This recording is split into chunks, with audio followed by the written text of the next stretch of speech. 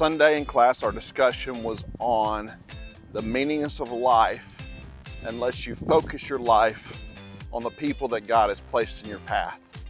Solomon talked about how wealth and all the things that you have are worth nothing if it's not about those around you. And I don't know about you, but so many times in our lives, the busyness of our schedules, the responsibilities we have, they can really isolate us from those that we love, whether it be our wife and our kids, or your spouse and your kids, or whether it is the friendships that you made along the way, your extended family, maybe people in your church, and the relationships in your church community.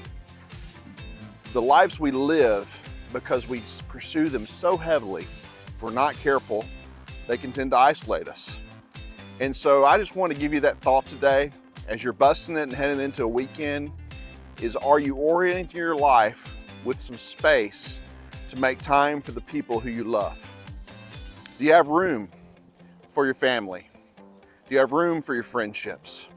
Do you have room for your church and the people in your Christian community that you love? Listen, we're all wired differently. Some love an abundance of relationships and some only need a few. But each one of us have to ask ourselves, when this life is over, who is going to be there at your graveside? Who is going to talk about the way in which you impacted their lives?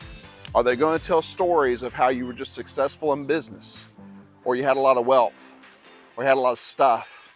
Or are they going to tell stories about the way you impacted their lives? And hopefully the way you impacted their lives was pointing them toward Jesus Christ.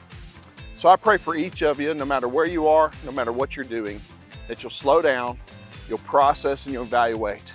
Am I running my life in a way where there's space for others? And as you make space for others, I pray God would use you to point those people, whoever they are, to Jesus Christ. Have a good week.